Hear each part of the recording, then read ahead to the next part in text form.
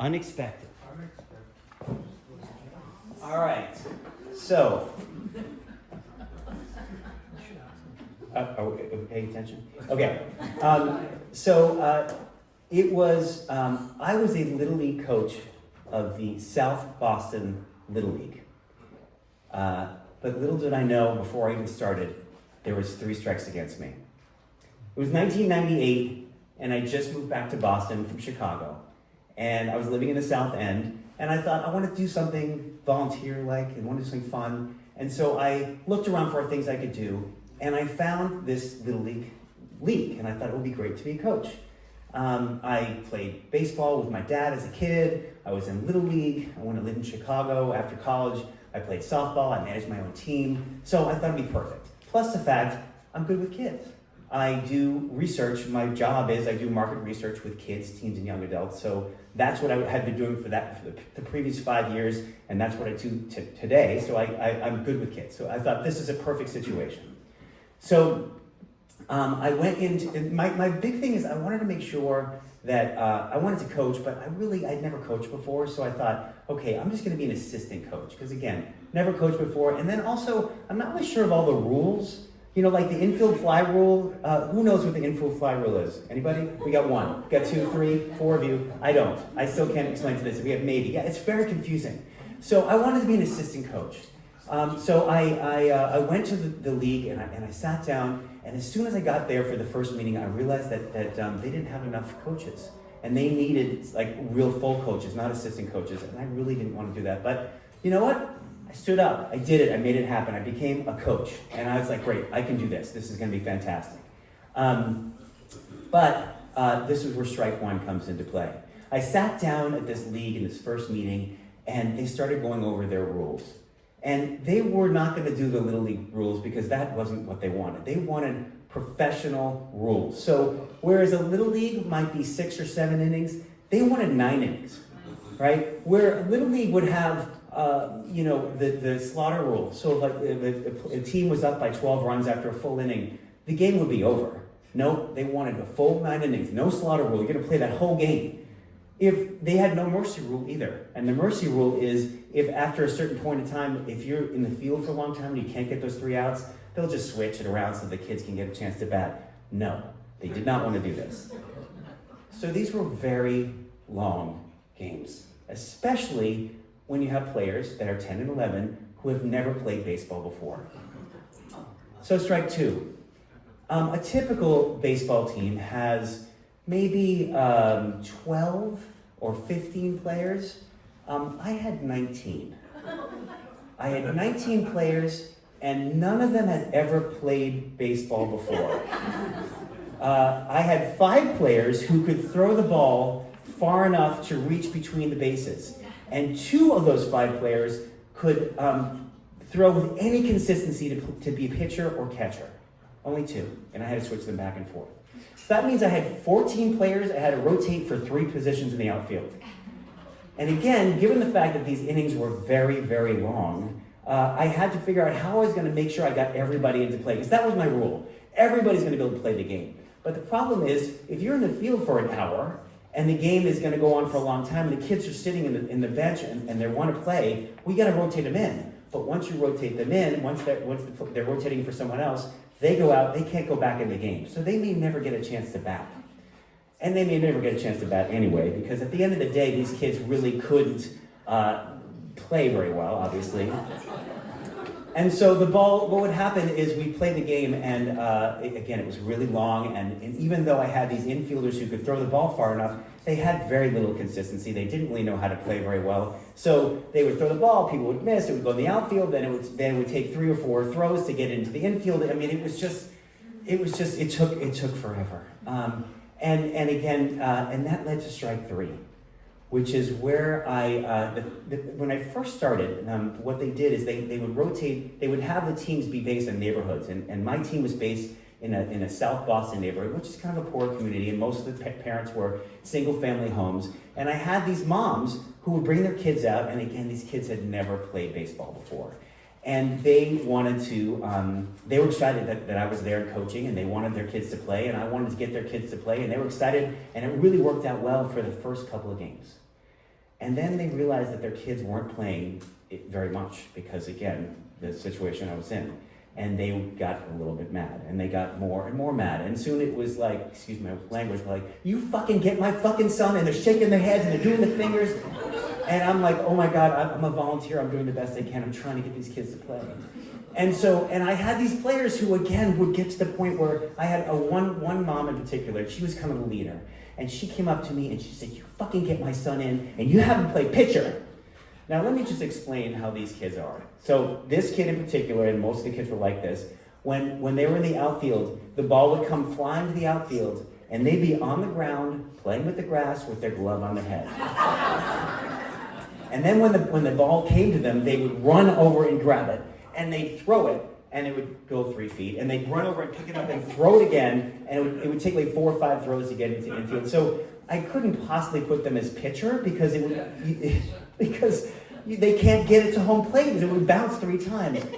So it was difficult. But the good news is that as the season progressed and as we practiced, the team, this group of underdog players got together and they got better and they got better, and we started climbing up in the standings until finally we were at the championship game.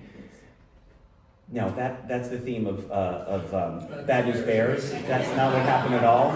We lost every single game. I lost perspective, I lost confidence, and I think I lost a few years of my life as I sat there being yelled at by these parents. So I wish I could tell you that I spent the rest of the year and the next few years when I lived in Boston coaching these teams. But you know what? 3 strikes and I was out. I said goodbye to my players. I said goodbye to the finger-raising moms, and I said goodbye to the hardest job that I've ever had. Thank you very much.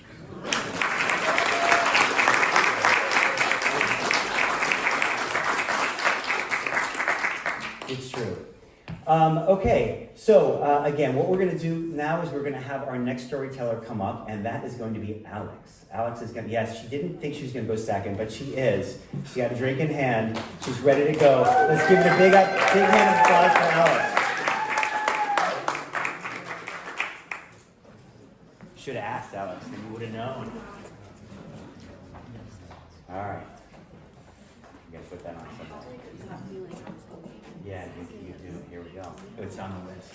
It's like the one time. Yeah, let me get you ready. Here we go. Give it up for Alex!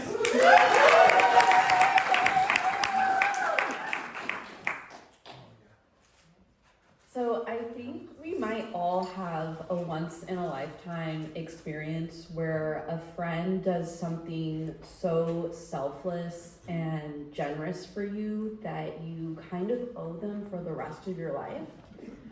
And my story today is how I'm in kind of a forever debt to my really good friend Alana. Back in 2021, I was kind of casually seeing a man who I'm gonna call Biotech Boy. And Biotech Boy was so much fun. Super cute, really smart. The only problem was that he wasn't really that into me, but I was totally okay with that because he checked off all the other boxes. And I knew he wasn't into me because he had actually been very honest about it. And still, I was like, it's cool, man. No big deal. That's like not important to building a relationship or anything. No big deal. So I would always try and find excuses to hang out with him. And I'm sure a lot of you guys are from Marin and are probably pretty familiar with Blackout Wednesday, which is the Wednesday before Thanksgiving. Everybody goes to the bars in Marin and you kind of reconnect with everybody you've ever went to high school with. You see people that you haven't seen in years, and you're basically like sardines in every single bar that you would go to in Marin. So this Blackout Wednesday, I was very ambitious, and I knew that I wanted to run into Biotech Boy. So my plan was I was not going to go to one bar, I was going to go to 3, because I'm like, that's kind of increasing my odds, I think. Like, there's no way that I'm not going to run into him if I go to 3 different bars in this like relatively small town. So my friend Alana came with me and a couple other friends, and we started our night at the 2 a.m. club. Great way to start the night. It's already packed when we get there. I go to the bar and I start with a vodka cranberry, classic drink. And then that became 2 vodka cranberries, and I'm starting to feel pretty good. But I'm like, we can take this up a notch, you guys. Let's make our way over to the Silver Peso, my personal favorite, okay? So I grab my friends, we go to the Silver Peso, and I'm like, let's switch things up even more. I'm getting a rum and coke. So that was mistake number 1, was mixing my liquors. But I get this rum and coke, I'm hanging out with Alana, we're having our girl talk, running into lots of people, having a good time. Now, I had not told my friends that my plan was for us to go to 3 different bars and that I was secretly trying to run into Biotech Boy. So when like 12:15 rolled around, I turned to them and I'm like, you guys, how about, I think we got it in for just one more. And they kind of looked at me like, girl, it is past midnight. Like, I know it's Blackout Wednesday, but I think it's time to go home. And at that very moment, I get a text from Biotech Boy, and it says, hey, on my way to Smitty's, are you there? Yeah, I'm there. I will be there, 1,000%. So after a little bit of convincing and promises to pay for the Uber there, I convinced my friends to go to Smitty's. And when we get there, I'm probably like maybe 5 drinks in, which it's a little embarrassing, but I go to the bar and I order one more drink. And I think that was the start of my downfall. We started playing pool, and all of a sudden, it just hits me, and I have to pee so bad. Because I had not peed the entire night, which is like kind of crazy considering how much I had been drinking. So it's time to break the seal. And I grab Alana, and I'm like, girl, come to the bath. Please chaperone me to the bathroom. I need to go so badly. So Alana grabs my hand, she leads me to the bathroom. I get into the stall, like literally I'm ripping off of my pants, and I start peeing. And it is like the longest pee I think I've ever had in my entire life. And I remember closing my eyes and being like, oh man, this is great. Like, I did not realize how badly I needed to pee. So I'm like kind of feeling euphoric, which like, you know, like I'm like, this is great. Like when I'm done with this, I'm ready to go back out there and like meet Biotech Boy. And then I look down and I realized that this toilet had a seat on it that was closed. And then it gets worse. I'm like, oh my God, not only was the seat down, but I actually fucking missed. And I peed all over my pants. Like, I'm soaked. Like, the butt of my pants is drenched in pee. And I'm, like, mortified. I'm like, can't believe this is happening. This is, like, the most embarrassing story, and I'm literally telling it to all you guys. But I think it's worth it because this was a turning point in our friendship. And I come out, and I'm like, Alana, it's bad. Like, I don't think it could have been more bad. The seat was down. I didn't know the seat was down. And she's like, what are you talking about? And also, why would you not check the toilet before you went pee? Like, I'm so confused. I'm like, Alana, I missed. And I turn around and I show her my pants. And she's like, she can't even pretend to tell me that I can play it off as like, oh, like I sat in like someone's drink. Like, no. She has no words of comfort for me. And me and Alana have been friends since high school, so we're very, very close. And you know when you're like really closely bonded with someone, you can kind of almost like read each other's minds. And I look at Alana, and she looks back at me, and she goes, absolutely not. And I'm like, Alana, please, like, biotech boy is coming, and I can't let him see me like this. And she's like, okay, fine. So we do a little switcheroo. And she put on my piece of pants, and I put on her pants. And then I look down at my outfit, and I'm like, can I have your shoes? And Alana gave me her shoes. And I'm like, okay, problem solved for me. Now this is her problem. But thank you so much, Alana. But it was the most unexpected thing I thought I would ever have to ask of a friend. And I have to say, Alana rocked it. Like, she was out at the bar, charisma 100, talking to guys left and right. It also helped that she had also had a couple drinks and thought it was a completely normal answer to be like, oh, what, this? No, this isn't my pee. This is actually my friend. And honestly, she played it off so well. So that is my story of how I kind of owe Alana my firstborn child, and like every favor imaginable. And I also now have like a 2-drink limit.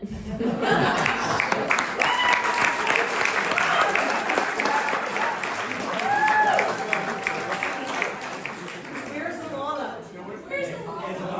No, she's not. Neither. Wait. We need an epilogue. Is there an epilogue you want to? Okay, hold on a second. Where's Alana? Did you make out with Biotech Boy? Yeah. Okay, so Biotech Boy was actually so insignificant to the story, I forgot to follow up.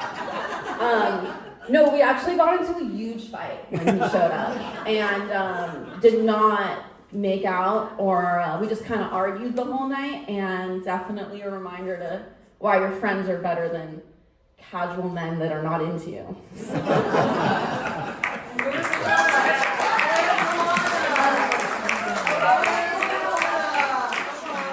Alana? Alana's in LA, thriving, doing amazing.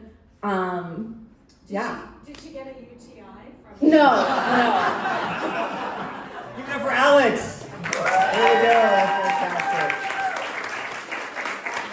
So it's funny as Alex is telling us this story, I'm thinking about my friends, some of the friends that are here tonight that I would count on like that. I don't think we would ever share pee pants, boys. Is that probably not? Yeah, no, not a thing we do. I don't think it's a guy thing. I don't think so. Yeah. Anyway, so that's a great story, and we have another great story coming up. We have Jean, who's going to come up. Jean, this is her first time up here. Jean has told the story at other events, but not ours. Let's hear it for Jean.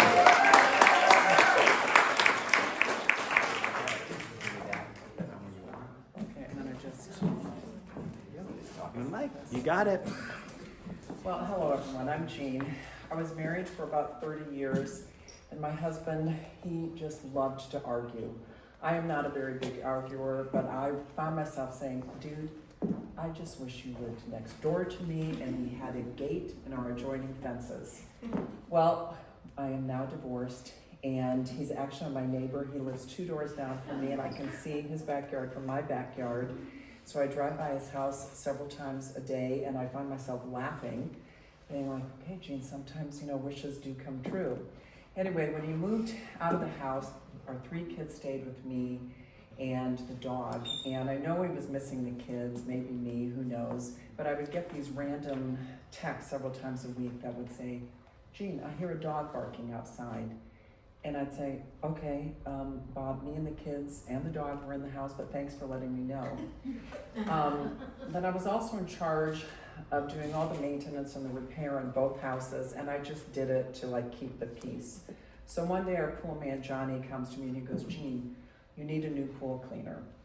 Your pool is better than Bob's. It's more state-of-the-art, brand new. I'm gonna get you a new pool cleaner, and I'm gonna give Bob the old pool cleaner. I said, okay, Johnny, that sounds great. You're the expert. So, as can be expected, a few days later, my husband calls me up and he goes, Jean, did you know that I got your old pool cleaner? And I said, yes, Johnny, the pool man told me that. He goes, well, and I said, well, and I said, is it cleaning your pool? And he said, yes. And I said, okay, well, then he goes, but still, I got your old pool cleaner. And I said, well, I guess Johnny just likes me better than you. Anyway, I kept an open door policy at the house because I put the kids first and I just wanted to make it easy for my ex-husband to see the kids. But I have this African gray parrot named Henry, and if you know anything about African grays, they say like 500 or 600 words. They're very, very smart.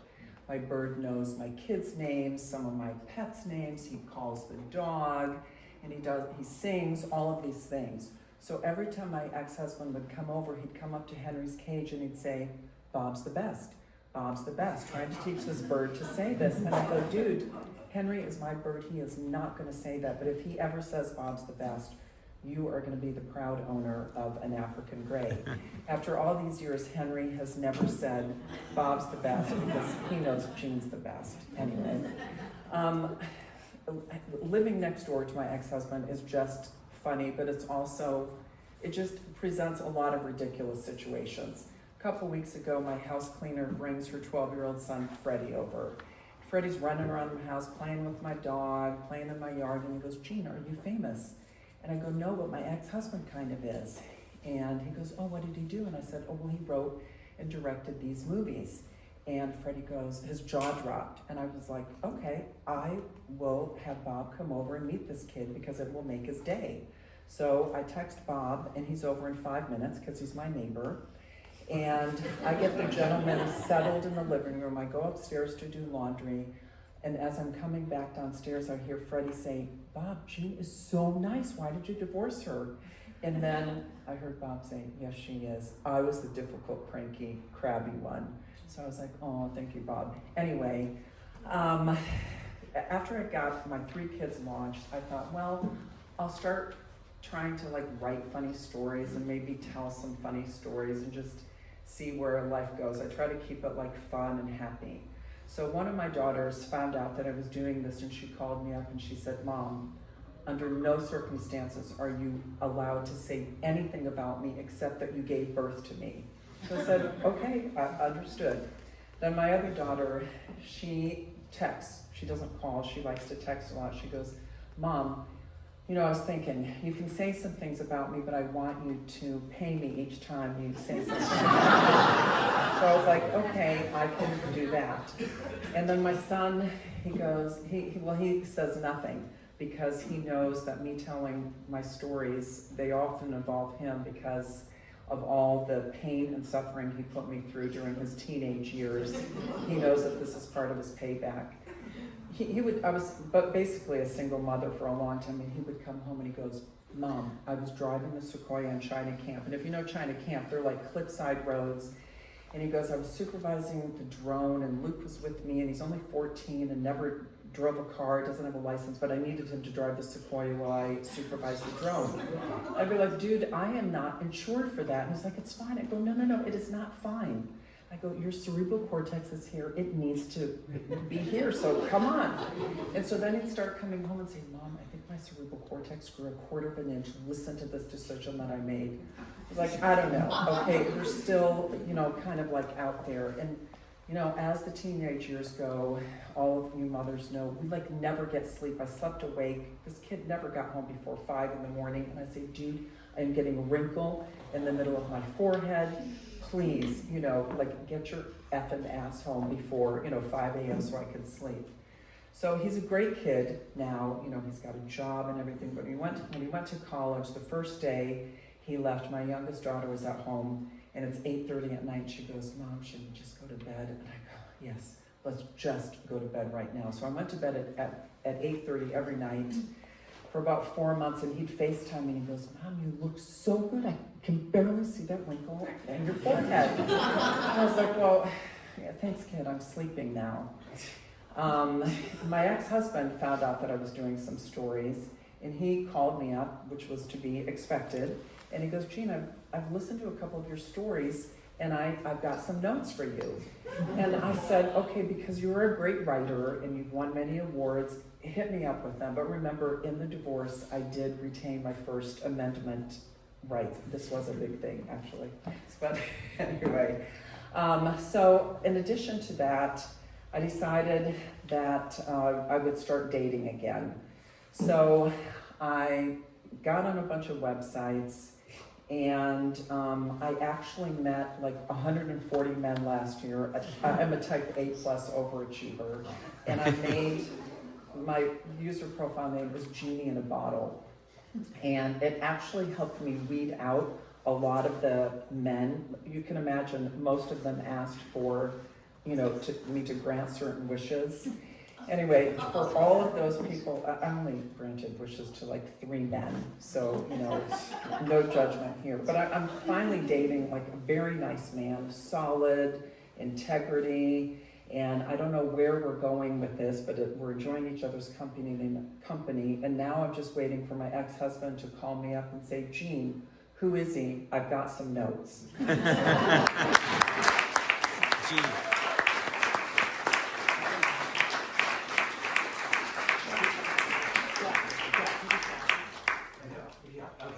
All right, I'll have to wait on that then, because I can't see anything. Okay, so, I was thinking about, I'm still thinking about Alex's story, because we were just at Smitty's last night. I was there with my 2 sons, some of whom are not 21, but he is. He's 22. But it was a lot of fun. We played pool, and it was, anyway, Smitty's a lot of fun. Okay, we're gonna have Marianne come up and tell her story. Let's give a big hand for Marianne. Come on. And while she's coming up, let's just give one more hand for Jean, because she rocked it. Amazing. All right, Marianne, you're awesome. Whip it on. Whip it on. Let me get your story. There you go. It's a nice crowd tonight. Yeah. All right, ready? I used to work in advertising in New York City. And I know that brings to mind something like the Mad Men TV show. Remember that one? Mm-hmm. Yeah, it was kind of glamorous. There were a lot of things that were very much like that show at the ad agency I worked at. So let me just think. The first thing I did was I was a receptionist, and I got placed there, I found out later, is because I was good looking. Because I'd be the first thing you'd see when you stepped out of the elevators at 79 Fifth Avenue. And I worked there for a few months. They said I'd be there for about 3 months, and it took almost 9 months to get me promoted out of there. And I got the glorified position of being a assistant in the print production department. And I was really on my way to being a creative. I wanted to be a writer. So at night I took classes and started assembling a portfolio, which is the way, sort of your way to get a new job. And during the day I had to cover the asses of my bosses in the print production department, because they actually would go out for those 3-hour lunches and come back pickled on martinis.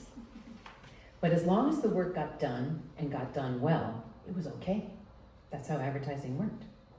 In fact, you had a certain badge of honor. You could stay really late, and it was okay if you came in late, as long as the work got done.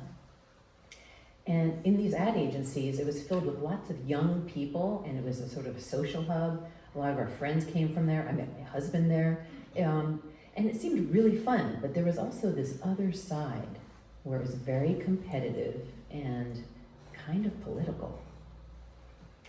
So at some point, I realized I was never going to be the copywriter I wanted to be at that agency. They would always see me as, oh yeah, you're the one who started off as the pretty receptionist. So in order for me to move up, I had to move out. And I went to a different ad agency in Midtown that was very, very established and old. In fact, it was the one that they based the TV show on. And a few months in there, I finally got my own partner. Her name was Jill, and she was hired by my creative director, Nick. And he said, oh, we have this gal coming in. She's from a different state and had all this mysterious mystique about her. I'm like, oh, great, I get a partner, and I'm now an official team. I'm so excited. And we were given a campaign to work on. for a very old product for American Express. I'm like, this is great. We get a new young team working on this piece of business that's been around for forever. And we were young, we were eager, and we became really fast friends. Her boyfriend and my husband got along great. We'd have dinner at each other's houses. We exchanged recipes. We really got along. And we had a working relationship. We had a social relationship. So one night, we're coming to the end when our due date was for this project. And we spent many nights working super late. And finally, the night before our presentation, we were there till 11 o'clock. And we put our ads on these foam core. It's not even legal, I think, anymore to use foam core. But we put our ads on these foam core boards and we stacked them in the back of our office, all ready for the next morning. Get our jackets, we head to the elevator. And just as the elevator doors open, Jill goes, "Oh, I forgot something in the office." And I said, "Do you want me to hold the door for you? I'll wait." And she was like, No, you go on home. Like, go ahead. I'll see you in the morning. I'm like, okay. I yawn and I leave. Next morning I come in and I come into our office and all the boards are gone. Where are they? And then Jill comes in and she's standing in the door and I said, "Look, the boards are gone." She looks over her shoulder and then comes in and closes the door. We never close the door in our office. And then she bends down and looks at me, doesn't even take off her jacket, and she says in a very low conspiratorial voice, "Marianne, I'm going to give it to you straight. I'm going to do whatever it takes to get ahead in this business. And if that means stepping on a few toes like yours, so be it." Wow. I pretended last night that I forgot something in the office because when we were walking to the elevator, I noticed that Nick, our creative director's light was still on in his office. And I figured, oh, he's still here. So I went back, took our boards, went in, presented them to him as my ideas. He loved them, thought they were great. And afterwards, we ended up smoking a joint. And before you interrupt, let me just tell you, I won't be working with you anymore. I'm going to be moving across the hall into that bigger office with the window, and I'm going to be working with a senior writer. It's going to be great. And I'm sorry if you're going to hate me. And so that was what happened, and it was completely unexpected. Wow. Wow. Did you get any revenge, Marianne? Any revenge? Any revenge? Oh wait, yes there was. Oh, now we want to hear that. Not exactly revenge, but a short time later, I was given a new a new art director, and we got to do a campaign for Hershey's chocolate, which was one of my favorites. I worked on it for years, different Hershey's pieces and peanut butter cups, and there was a place called Colossal Pictures where we did a lot of animated stuff that was just wonderful for the holidays. And then, as it turned out, I was moving from New York to here, to California, and it was right before I moved into where I live now in Mill Valley. I remember we were setting up our home, and in those days you had to go to the cable store like Comcast and buy the box and everything. And I'm standing in there waiting online to get my cable box and go back and set it up on my TV. And they have all these TVs playing around. And suddenly my TV commercial for Hershey's comes up. And I was so proud because it was a national commercial for the chocolate Hershey bar. And it was a rap song and had these kids playing, and it was very young, hip, slick, and cool. And I thought, okay, I scored.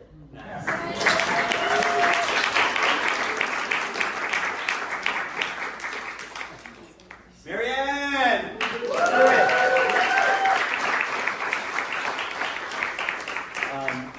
Oh wow. Hi.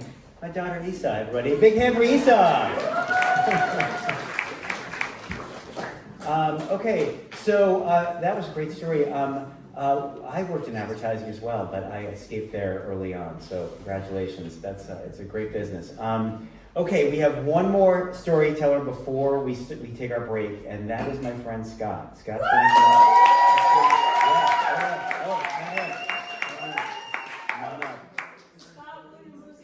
Scott William Lucas are ready.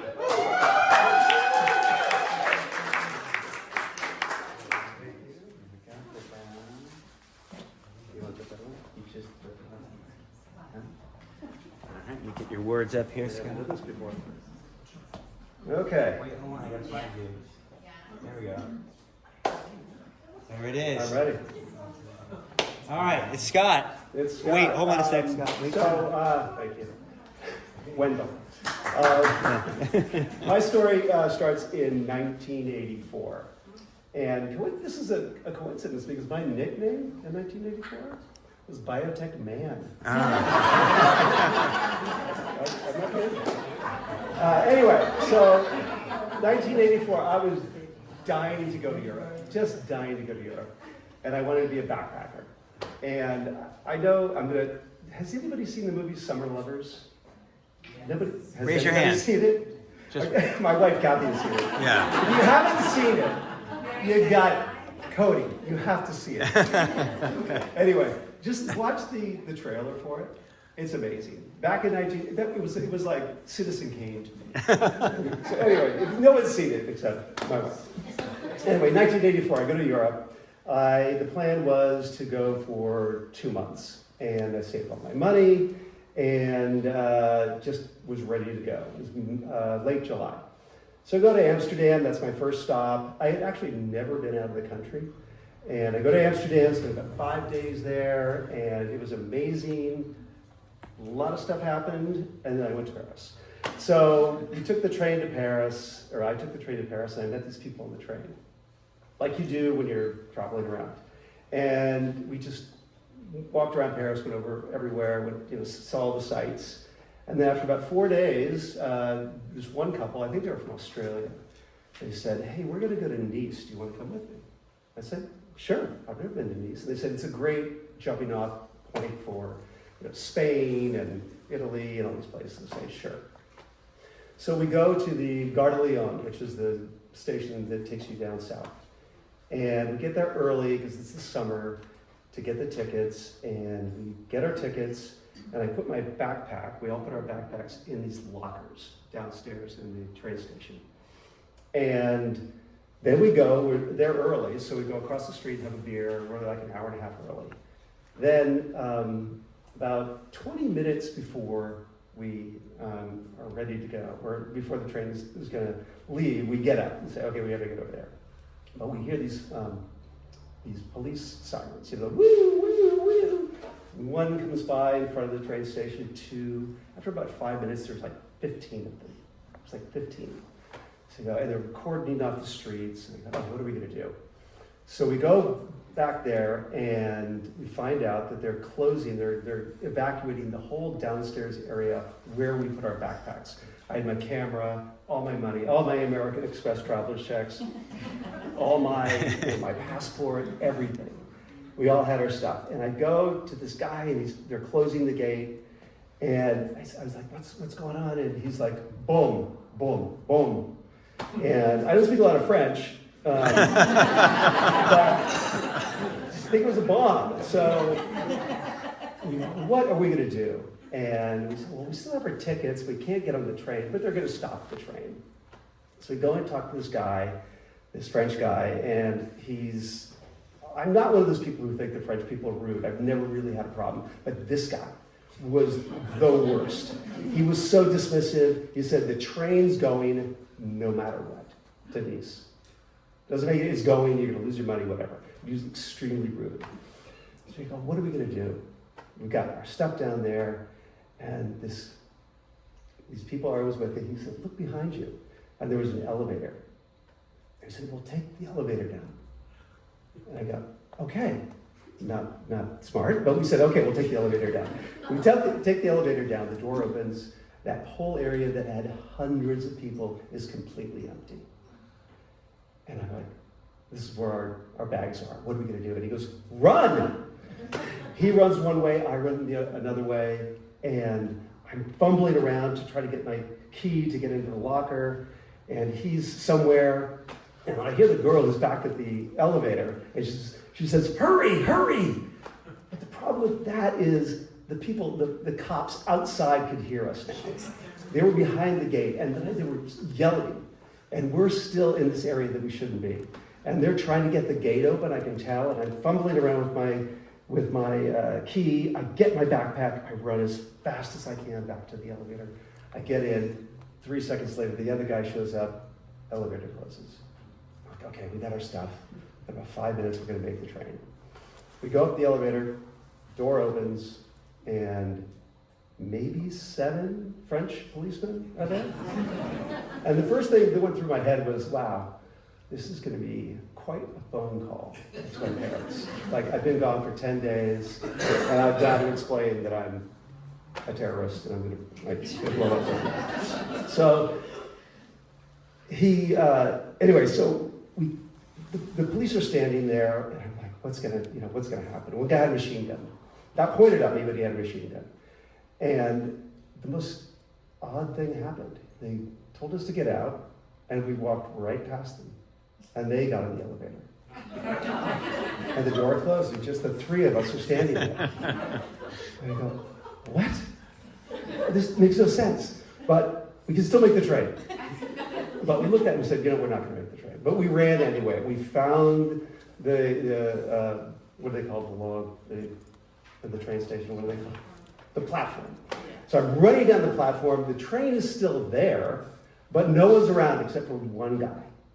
One guy's down there. We go running down, and who is it? It's this really rude French train guy. But we look at him, and he's going like this. He's going like that. So we get down, and he gets on a radio, and starts talking French really fast, and he's in an argument. He has this argument, and he's just back and forth. We're just standing there. And radio goes off. 3 seconds later, the doors open, so we can get on the train. He had called the guy and said, hold the train for us. And I'm getting on the train, and I look back, and he goes, bon voyage. Same guy. So, anyway, we got on the train and go to Nice. That's really the end of the story, but part of it is that I didn't go for 2 months. I went for 13 months. And when Gary, and I think I've got 15 countries, went around the world, but when Gary said, come up with this thing about something that's unexpected, all the stuff that was expected to happen, was a story there. All the other stuff, when all these great stories happened, when all these unexpected things happened, they were amazing. So, thank you.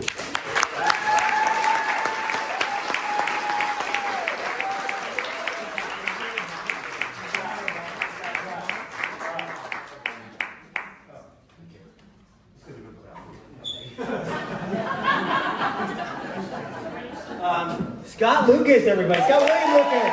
Woo! Nice job.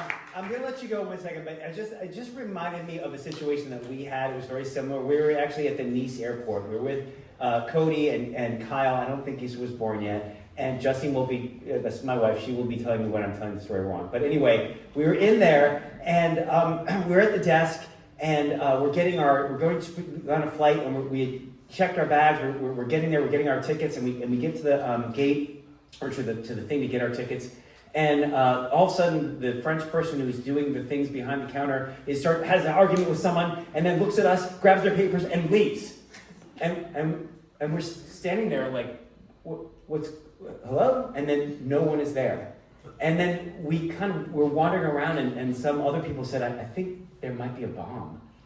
And there was a bomb scare, and we ended up, they didn't tell us, they just left. And we, with like grab the kids, we're like walk outside, and we're standing with a bunch of people. I think we were out there for like 5 or 6 hours waiting for them to clear the bomb, right? Something like that? Yeah, anyway, that's my story. Okay, so we're gonna take a break. Let me say a couple of things. There's the bathroom back there. It's a long line, so if you have to go quick. There is drinks over here. We'll put some music on. And thank you, everybody. Let's give a big hand for the first group of storytellers.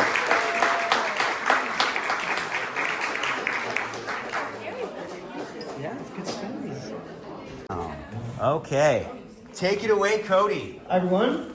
All right, so a couple years ago, well, I guess more than a couple, 2018, I was 14. I went to Peru to study some Spanish with my family. And when I did this trip, after only a week, I believe, of acclimatizing there, I decided to climb to the peak of Rainbow Mountain, which is approximately 17,000 feet, which is about the height of the base camp in Everest. So it was one of the hardest things I've ever done. I went with a bunch of other students My mother was not there with me, and I was the youngest out of all of them. And every step felt like a journey. It was a lot. And I would say that was probably one of the hardest things I've ever had to do in my life, up until this recent July, this summer, when I decided to go to Yosemite with my friends. So I went with Zach, my longtime best friends since kindergarten. We went to school together here, grew up together here, Mill Valley, and Reed, as well as Amelia. Okay, so our plan was to go to Yosemite, stay the night, camp the night, and then hike all the way to the top of Half Dome. If you guys know where that is, beautiful hike. It's just stunning. And then we're gonna come back down and camp another night and explore the valley more, right? So didn't quite go to plan. But anyways, the hike started off amazing. I remember we didn't get any sleep that night because we had to wake up at 4:30 to get to the Half Dome on time, a.m. And but I remember it was beautiful. The sun, the golden light was shining over to the peaks of the mountains on either side of us. We were passing like beautiful, large waterfalls and going along rivers, and these gigantic granite slabs were just beautiful and reflecting in the sunlight. We, after many hours, we were, it was difficult, but we were all we were all in good spirits. It was beautiful. The weather was nice. Our hearts were pumping. And then, so we get to the subdome. So for the Half Dome, you have the subdome, which is all granite, up until the Half Dome, which is also all granite. But the Half Dome is the steep part where you have cables that lead up the side of a 45-degree angle. It's like these metal rods are put into the, feels like vertical rock face, and you have to, pull yourself up via these metal cables. So, we start walking up the Half Dome, and that's when Amelia, who is a very outdoorsy girl, and not someone who usually gets frightened by this sort of thing, she really started freaking out a lot. Just very out of character for her. Like she was sobbing.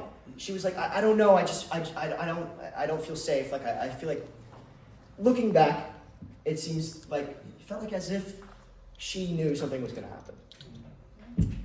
So, she ends up staying down, and Reed, Zach, and I climb up the cables all the way to the top of Half Dome. It was so cool. I mean, I'm pulling myself up. I mean, it felt like we were rock climbing, which I love doing. And we reach the top, and we get the most amazing pictures. The classic ones of you standing on the edge of the cliff, overlook the entire valley.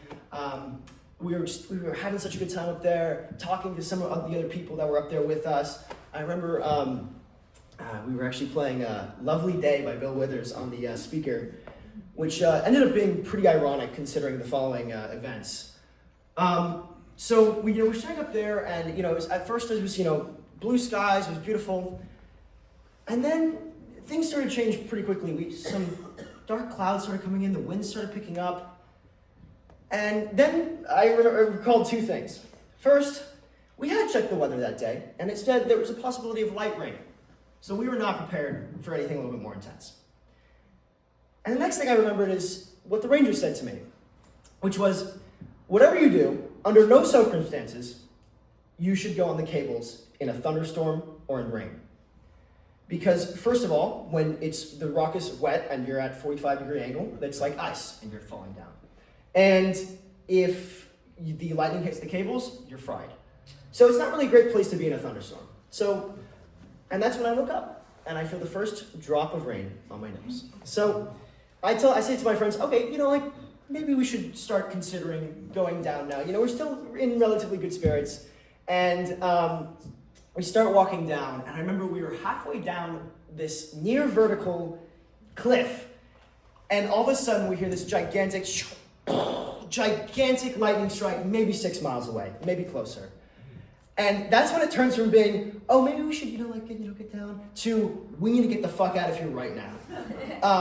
And we continue going down. I remember Reed's leg was cramping up as we were going down this vertical thing, and rain starts pouring down, lighter at first. And I remember lightning strikes again. This time we see it before we hear it, and it's a lot closer. and Reed says he felt the electric shock in the cables that he was holding onto. We were all wearing gloves. Reed was not. So we get down just in time. It starts pouring. Like I'm saying, like it is pouring. It is hailing. I am wearing a tank top and shorts, and it feels like I am being shot with BB guns from the heavens. It is immediately just survival mode. It is concerning. The rock is extremely slippery, and we're still on the subdome. And I remember I turn around, and I look back up onto the cables, and I see there are 5 people still stuck on cables. And one of those people, a college-year girl, our age, she ends up dying that day when she tragically slips and falls to her death. So I'm very glad we got down when we did. And unfortunately, that wasn't the end of it. So it did end up stop raining eventually. And we did, we walked down, and there was further down the trail. This is a very long hike. And we finally getting close to the bottom, and of course, good old Mother Nature wasn't going to let that happen. And it starts just pouring again. And this time, it's hailing, and it feels like we have just a bucket of rocks that are just being dropped on us constantly. And we have to take cover under this tree, and we'll just wait it out here. And then we look at our feet, and we notice the trail is being swept out from under us. And at this point, we are just I just remember being fully in survival mode. There's nothing else that we want to do more than get out of there. And we ended up, I didn't want to, we didn't find out later until later that tragic thing happened. But at that point, I was still very much, I didn't want to let anyone get hurt or anything like that. So we started collecting a group of, I like to call them survivors, down the mountain. And we ended up having this big group of maybe like 20 people just all in a line, holding on to each other as we're going down these slippery rock stairs and everything like that. They all made it out. I can tell you that with confidence. I remember at the end of the hike, we get down, and that was probably some of the most torturous, on the flat walk back to the car, that was some of the most torturous my legs have ever felt in my life. And we are starving, freezing, and just miserable. And I remember we get back to the campsite, and everything is flooded and soaked and drenched, and we were supposed to stay there another night. That obviously didn't end up happening. We ended up staying at a motel that night, and I'm, again, very lucky that our friends and I decided to go down that mountain when we did. And I would say that was probably one of the hardest things probably the hardest thing I've ever done in my life. Definitely near-death experience. And I hope it doesn't get one up to anything. Cody! Woo!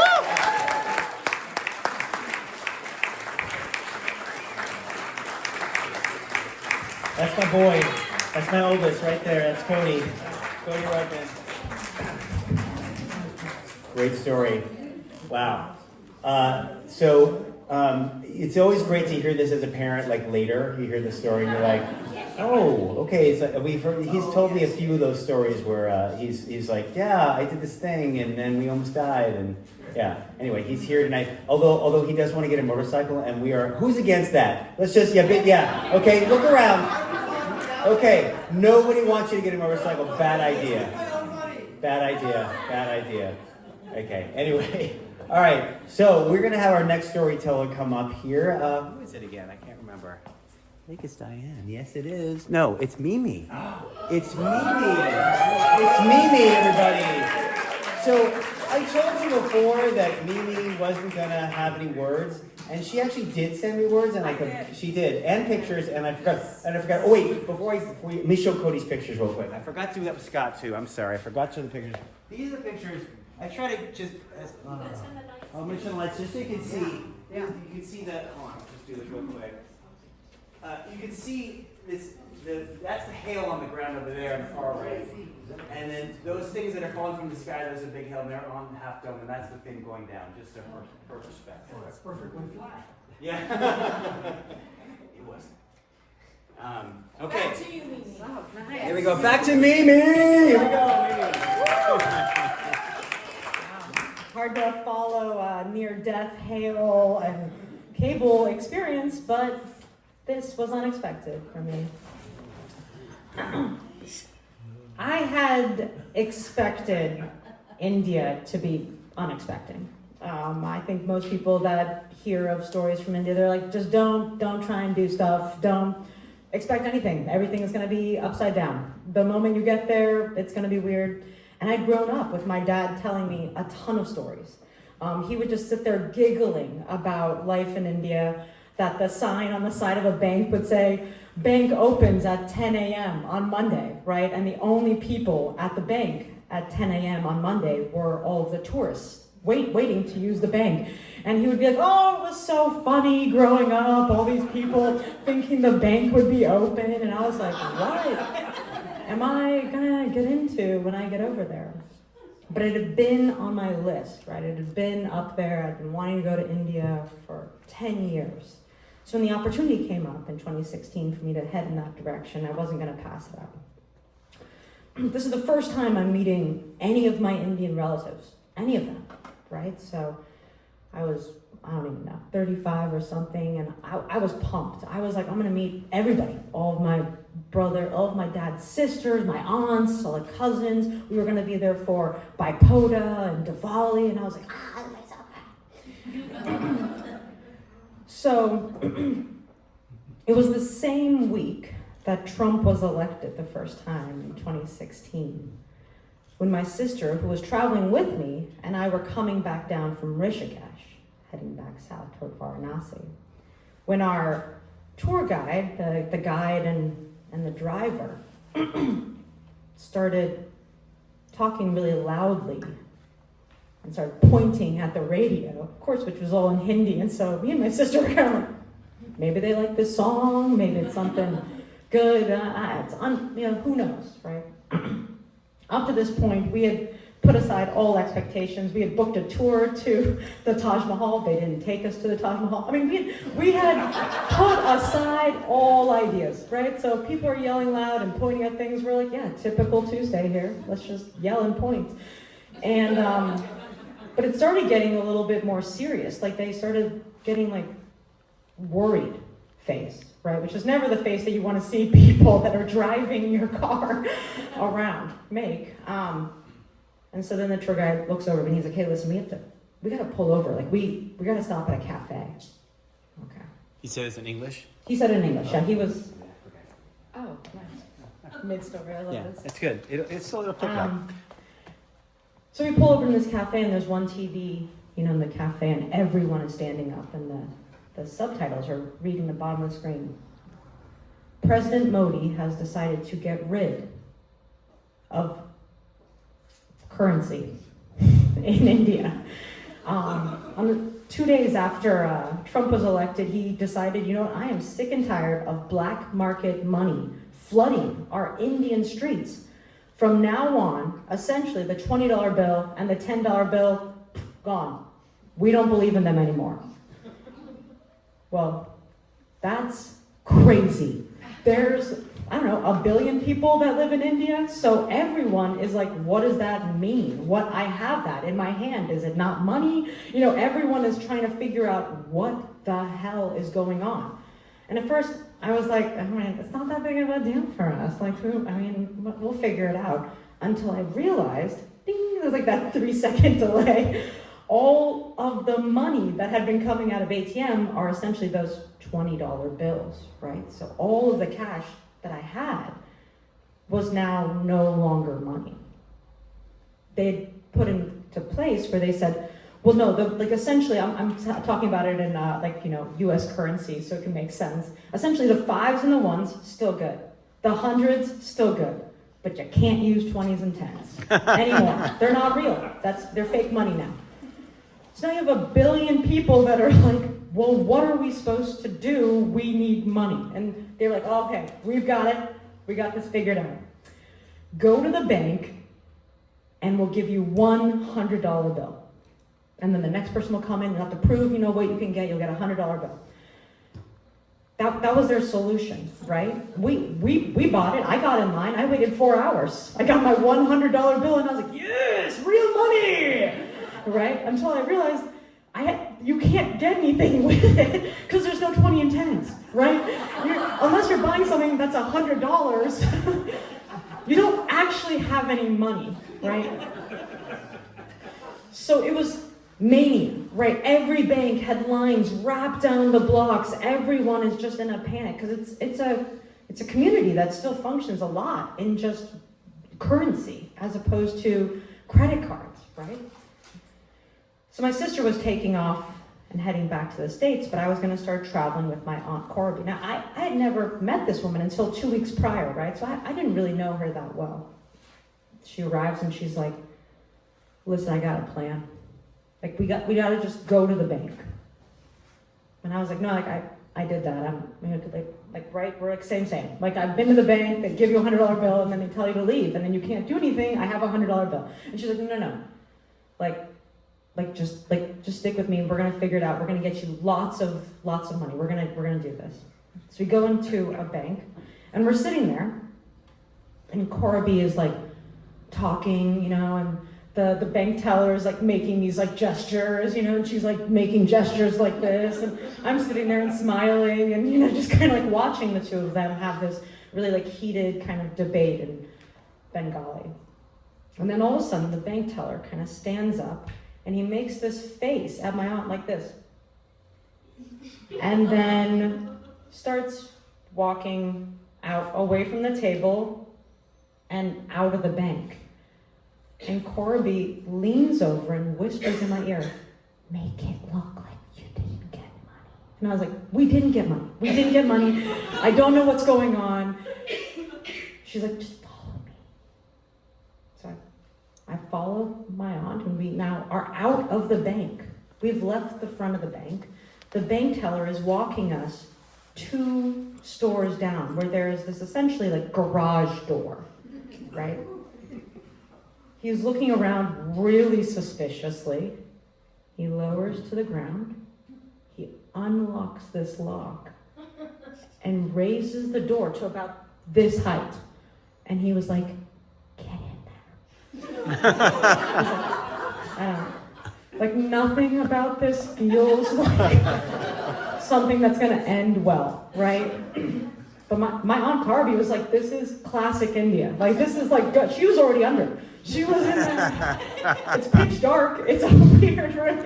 And I wasn't gonna, I'm standing outside now with the bank teller. I'm like, I guess we're going into a weird storage unit now. I go into the storage unit. He slips under really quickly and he lowers the garage door. So now there's even less light. Like this much left. You can pretty much just above our ankles, right? There's light kind of along the bottom. Attached to the back wall of this like storage unit was one ATM plugged in with a long electrical cord to I don't know where. And he was like, get the money. So I'm in there and I'm just like putting in my debit card like nonstop, get my $100 bill, put it in, get my $100 bill, get it in. And I'm just like, ah, like, just living my best life. And he was like, we gotta go, right? And he's like saying this, and I'm assuming this is what's happening. I have no idea what they're saying. They're probably just having normal conversations because this is just a typical Tuesday in India. But I'm like, oh, this is like insane at this point. So he's like, that's it. Like essentially it makes this face like, that's it. We slip under the door, he locks the door, he doesn't even look at us, and he walks right back into the bank. And Corby was like, dude, I told him Americans love to spend money. Give this girl some money. It's gonna be a great situation for India. And I was like, that's nuts. Like that's so crazy. And I was like, hey man, whatever you need to do, I love you so much. My family is amazing. But that was pretty unexpected.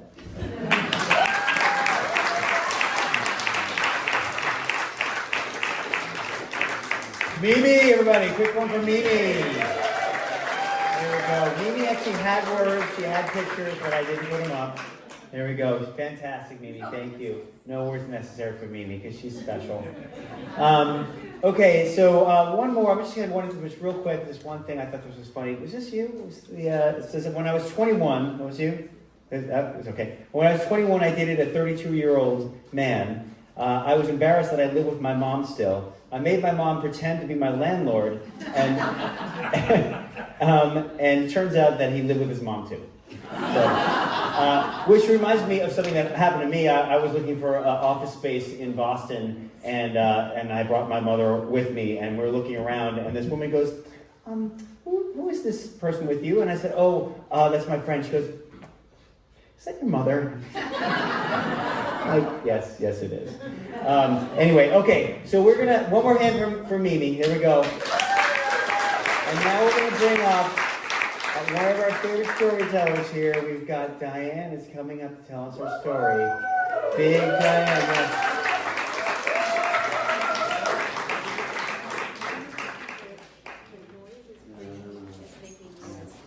Okay, it's not this, it's not plugged in. All right, here we go. And I'll make sure I show you a picture. She's got a great picture, everybody. All right, hold on. Diane, everybody! Hi, everybody. So my husband and I went to Maui on our honeymoon, and we were both from the East Coast, and we were unprepared for how beautiful it was. It just seduced us with the waterfalls and the rainbows every day, and the dolphins and all of that. We just loved it. And so we got home from our honeymoon and we did the crazy thing. 2 months later, we moved to Maui. And we went there and we got some odd jobs. Poor Brian got a job at a condo complex, and he was, at Thanksgiving time, they gave him a turkey, like people give people turkeys at Thanksgiving. And so he was hitchhiking back to our place in Kihei because I had the only car in Lahaina. And he's walking down, hitchhiking with a frozen turkey underneath his arm. Needless to say, no one was picking him up. The turkey starts to defrost, and that gook is kind of running down his legs. So that wasn't so great. But I got a job as for Pacific Whale Foundation. I love marine mammals. So I got a job at Pacific Whale Foundation going out on the whale watch boats. And every single day when I got on that boat, I felt like the luckiest girl in the universe. And it was just so easy. You know, you just go, hey, tourists, there's a whale. And they'd be really impressed. It was a wonderful time. We just had a great time there. We met some great people and enjoyed it so much. And this was at a time when there was no Safeway on Maui whatsoever. No major chains at all. There was a Zecca's Market. They had a radio ad that said, a Zecca's ribs, mo better for your family. And that was their great ad. And so it was paradise. And there were hardships also.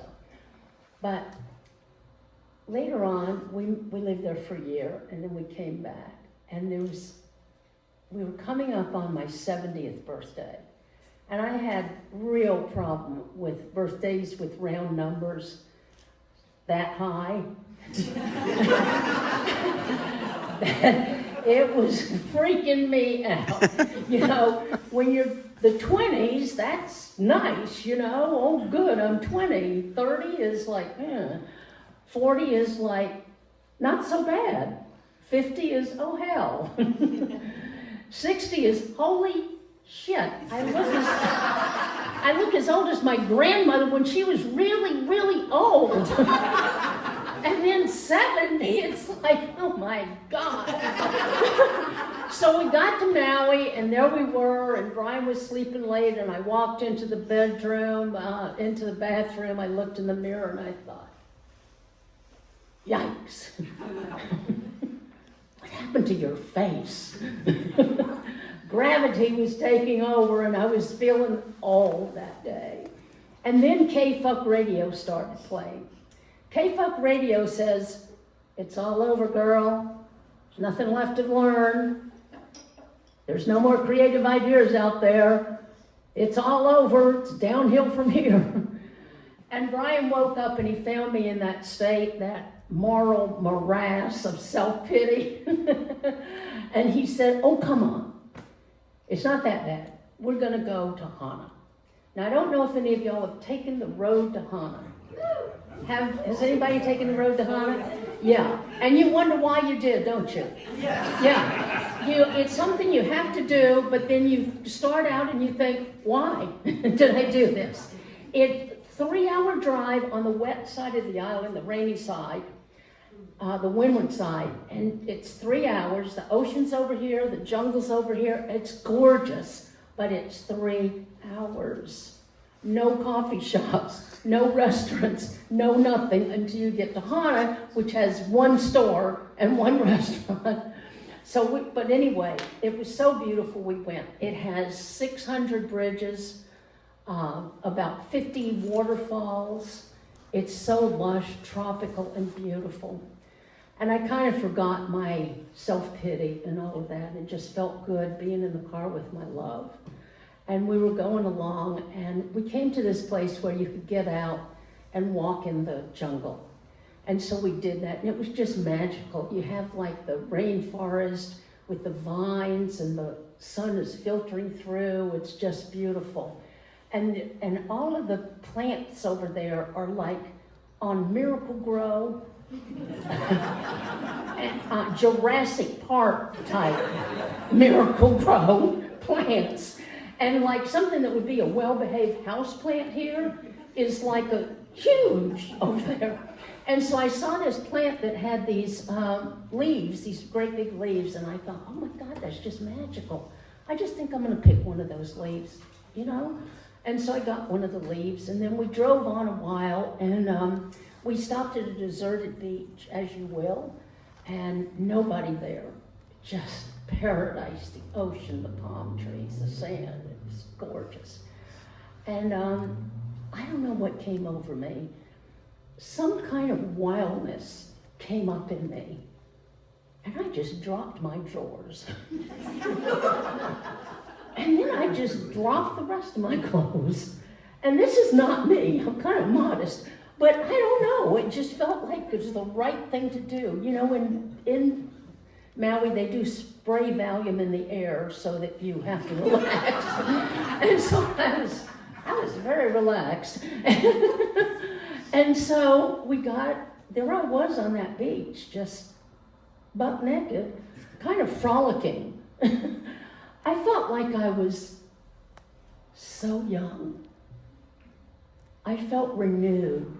I felt like 20 years old, but even better than 20 years old.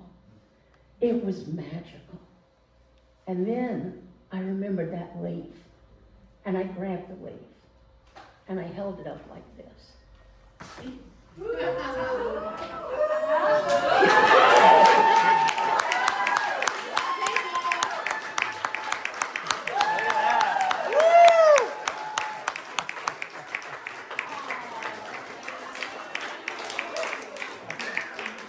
Diane, huh? Woo!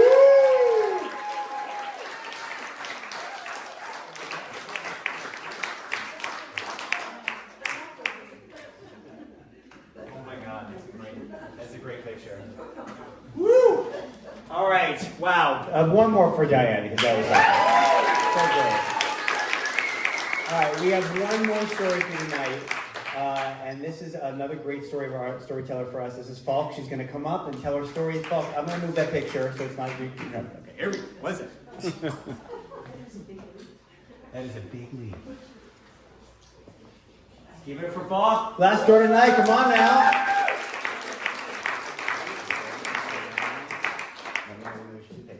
Yes, at the end. Okay.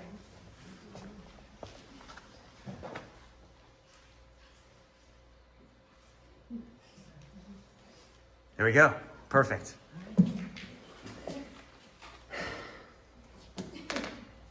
It should not have been unexpected. After all, my parents had known me all my life. They knew I was that girl that didn't want the white ice skates. I wanted the black ones, like the boys wore. I didn't play with dolls. I spent all my allowance on Matchbox cars. Going shopping with my mother for clothes was a nightmare. My mother wanted to buy me that cute purple Bogner winter jacket, and I was begging for a dark blue peak coat, just like the one I'm wearing now. It was not that my parents didn't concede that they had a tomboy for a daughter. They knew this, but somehow their minds could not wrap themselves around the reality of what was to come. And back there in that store, my mom clung to the hope that I would realize that that purple Bogner winter jacket looked cute, like the saleswoman said, which really was my mother's ally. For crying out loud, I was the 5-year-old that already thought women looked so wonderful in high-heel shoes. And my mom realized my obsession with those high-heeled shoes, and she said, look, she wants to become a shoe sales lady. Every 5-year-old's dream to become a shoe sales lady. Back in that department store, my mom and I were locked in a battle. And you know, I am my mother's daughter, and our determination is matched quite well. So finally my mother conceded to buying me the proper Bogner winter jacket and the dark blue peat coat, after I had promised to wear those jackets on alternate days to school. I didn't keep my promise. I stuffed that purple Bogner winter jacket behind the radiator in the basement, and I went on those alternate days to school without a jacket in the winter in Northern Europe. That was the girl who I was. I would rather freeze than wear that frilly, girly clothing. My parents didn't even realize who I was after they had busted me. They didn't even get it then. So fast forward a couple years later, by then I knew I was gay. And I had discovered this women-only place. You know, it was the late 70s. And in these, rundown places of town, women had created these spaces for female empowerment. And I couldn't believe my luck that I had found, this little slice of heaven. And it was called the Lavender Cafe. And the Lavender Cafe had a dance on Saturday night. And I was going to go. So I told my friend Anna from school that should my parents unexpectedly call, she would tell them that we were studying for a math test. I said goodbye to my parents. Of course, I wore my blue-black peat coat, jumped on my bike, and bicycled to the Lavender Cafe. And it was, super exciting. Music was playing, lights were turning, but I was laser focused on that cute girl with the blue hair and the short, blonde, wavy look. So exciting. And then the electricity went out. Yes, seedy parts of town, And people tried to get the electricity to work. And finally, somebody suggested, why don't we move the party to the red light district, to the lesbian dance club? And, I was 17. I had never been to the dance club, couldn't really get in. But then, I heard that cute blonde-haired girl with the blue eyes talk to her friends as they were getting into the Volkswagen that they were going to go there. And I jumped on my bike and I bicycled all the way into the red light district. And I got to that club and, I locked my bike up in front of the lesbian bar, and because it was seedy and, it was a sweet ride, I didn't want it to get stolen. And I rushed up the stairs. There was nobody carding me. I got in. And this was very different from the Lavender Cafe. With the walls and the furniture was upholstered in this, velvety red plushy material, and disco music was going, and right there by the dance floor stood the blue hair-haired girl with the short curly blonde hair. And I made my way over to her. It was now or never. And I walked up to her and I said, "Do you want to dance?" And in that moment, the music changed from pumping disco music to Cat Stevens' "Morning Has Broken," a slow dance. And I looked at her and I thought, oh no, that was too much. And to my biggest surprise, she said, "Yes, let's dance." And we went up onto the dance floor, and for the very, very first time in my life, I held the upper arms of another woman who also held my upper arms, and we were slowly turning to the music in a circle. And I didn't really know how to hold my head, so it was kind of to the side and a little bit awkward, and we were turning, and I don't even know what I was thinking, because I was so alive, and it was so wonderful. And the only thing I could see was this couple kind of not that far away from me, who oddly looked like my parents. But we were dancing and turning around.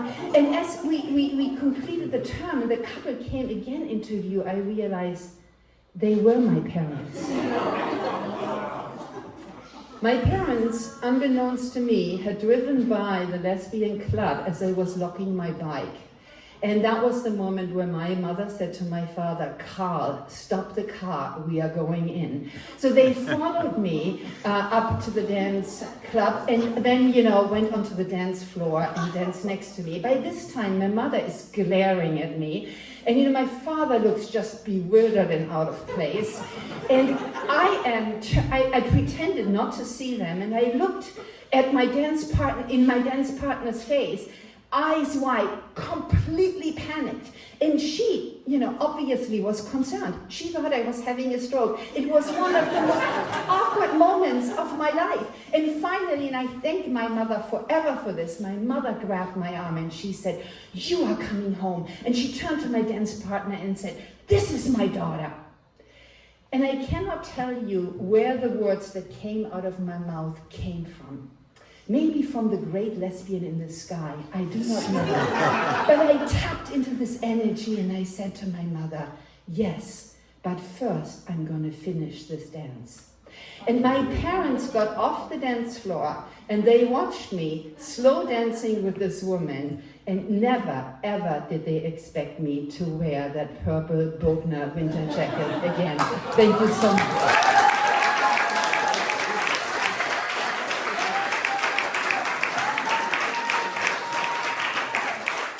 I'm sharing here a couple of pictures from my childhood. On the bottom, a little difficult to see, but I am the kid on the right-hand side. I'm sitting in front of some cars, super excited, and my cousin there smiling is a little boy, and he's holding a doll. You can't see that. Then here the picture on the top, on the left, is me in a Halloween outfit, and I insisted on wearing a mustache. The one on the right, I am sitting in the middle, and to my right and my left are my parents, and I am wearing the same hat as my dad, super, super happy. And then the picture in the middle is when my mother fully realized who I was. She had given up on changing me. She was resigned to the way I look in that picture, that I would never be as beautiful and as elegant as she is. Thank you. Nice.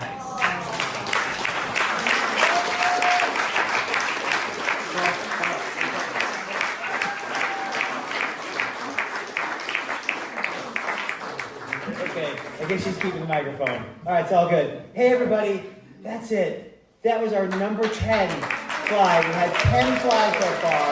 So fantastic. I want to thank all the storytellers tonight. There was Alex, told a story. We had Jean, who's had to leave. We had Scott, thank you for his first story tonight. Marianne, my son Cody, Mimi, Diane, and of course Paul. Everybody, big round of applause for everybody. Thank you so much. Thanks everybody for coming. We're having another show on April 11th, which is soon. So some of the storytellers you might see again. And if you're interested, please let me know. The theme that night is choices. Thank you, everybody. Have a great night. I'm Gary.